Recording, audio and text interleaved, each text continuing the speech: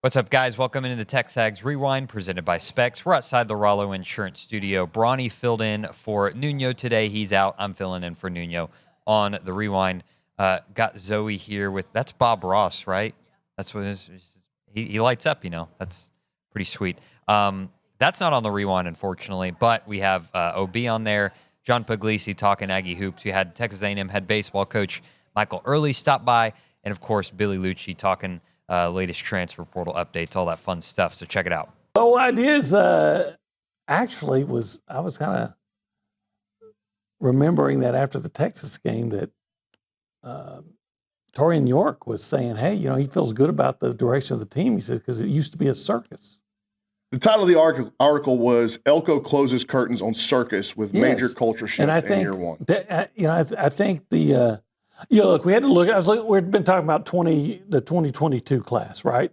And I had a trivia question. There were 4 players from that 2022 A&M class that made on conference this year, and only 2 of them were at A&M. But only 4, and you think that's what's supposed to be the greatest class ever.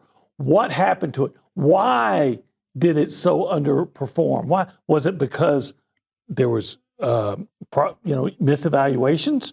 Was it because you didn't vet maybe the character of some prospects properly? Was it because you just didn't develop them, that you had no accountability, that yada? And the answer is probably all that is conglomeration yes. of all that. And I think I get the feeling that under Elko, that there's more vetting and they're more careful about who they're bringing in, and that they're going to develop people. Maybe. But I get the feeling they're doing that. I responded to a guy on the boards this morning who said that the reason why in the last couple of days that our transfer portal tracker thread has just gotten out of control, and people have thrown their toys out of the bin and up in arms about really nothing. It's very frivolous things that people tend to get very emotionally upset about on the internet.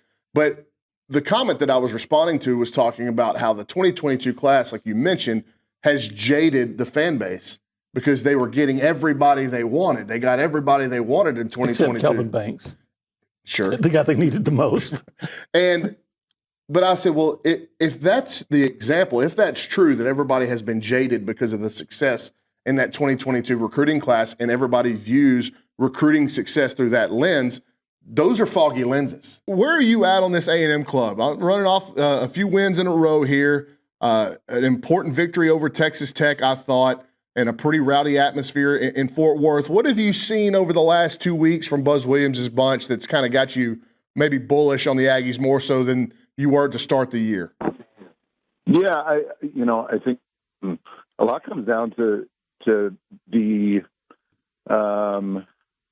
their ability to control the game, figuring out rotations. Buzz's best teams, they play their best basketball come second half SEC play, come conference tournament. That's just like how things work for Buzz, and that's how they've always worked, right? Role definition is really important for him.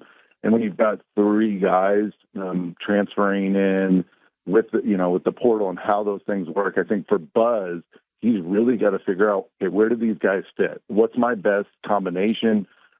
Who's holding what role? And I think that's what we're trying to see, right? With Phelps, Payne, with Wilcher, like what can these guys do? Who do they play best with? We already know the guys who were returning. Hey, they fit here. You got Solo, you got Garcia, you got Coleman. Okay, what can we do? Okay, we add Payne. How are we going to play those 4 guys together? What are we going to get out of them? And then you've got a ball-dominant guy like Phelps, who you're putting with a ball-dominant point guard like Wade Taylor. And you're saying, okay, how are we going to play these 2 guys together, right? Because it's not Boots Radford anymore and Wade Taylor. Now it's Wade and another guy who really needs the ball in his hands. So I think we're trying to see some role definition. I think that's where you're seeing the success here recently. Like throw away the UCF game, first game of the year, throw that away. You lost to one of the top teams in the country in Oregon, who I actually got to see out here in Los Angeles a couple of weeks ago against USC, right? So like these are teams who the Aggies are playing well with, and Buzz is trying to figure out, okay, who do I play with who? right? And I think that's where like the chess pieces come into play and how Buzz navigates minutes and the roster. What is this period of the year like for you? Super boring. I mean, you got guys traveling, going home for break, finishing finals. So there's still some guys sticking around lifting. I think we've actually had more guys stay longer this year. Just when you have an older team, they tend to not care to want to go home as much as some of our freshmen who get out of here as soon as possible. So pretty boring, and just you kind of get lost in thinking about what the year could be and what you want it to be. So ready to get to Christmas, enjoy that, and then get the guys back on campus. We had Gavin in here to do an interview, and Gavin was talking about just the work that guys like him and Jace and Shot are starting to put in right now, and how important this window is for them because they missed the fall. Veteran presences, obviously hugely productive presences in your lineup. How pleased have you been with the work ethic that those veterans have come back after missing most of the fall and put in these last few weeks? Yeah, they've fully caught up to where they're supposed to be. I mean, I guess the only thing they missed out on would be live pitching, but I don't think that's a big deal at all. I mean, once you don't see live pitching for a week or 2 weeks, you're back to square one anyway. So awesome to where they're at. Shots, I would say right at 100% or close there. Gavin's 100%. So yeah, they're where they're supposed to be. They'll take maybe like a couple days off or a week off here and there, but they're just going to continue on to where they're at since they continue on throughout the season, like not big break time like some of the other guys took. I forgot that I didn't introduce Richard Zane. He also didn't even tell me that I was coming on until about 30 seconds before the segment. Sometimes it's better that way. Okay, I've got nothing prepared, but we'll see how it goes. Go ahead.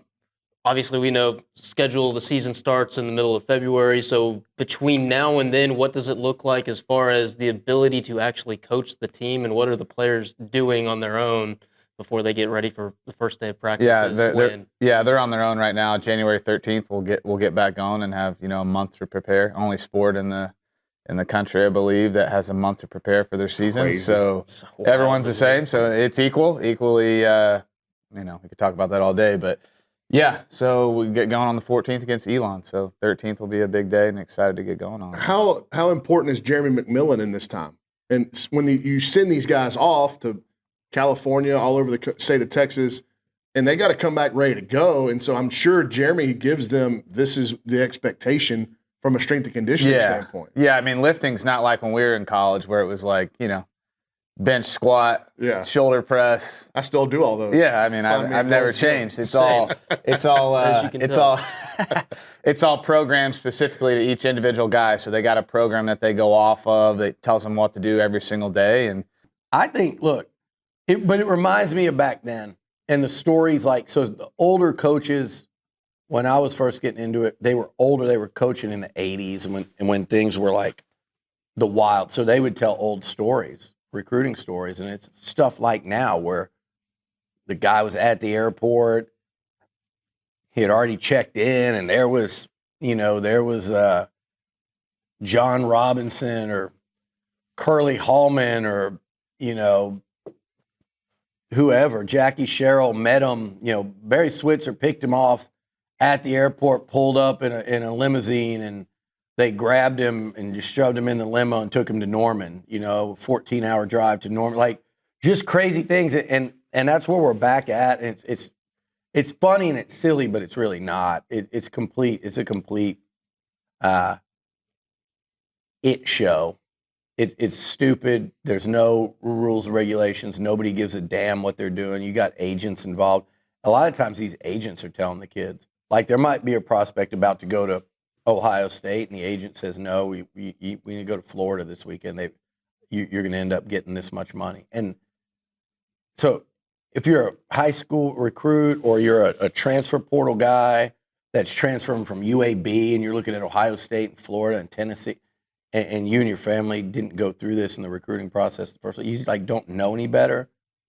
And this is an agent. They're supposed to know. They're supposed to be kind of advising you, an authority figure. And they're not all bad, and most of them probably aren't, but a lot of them are.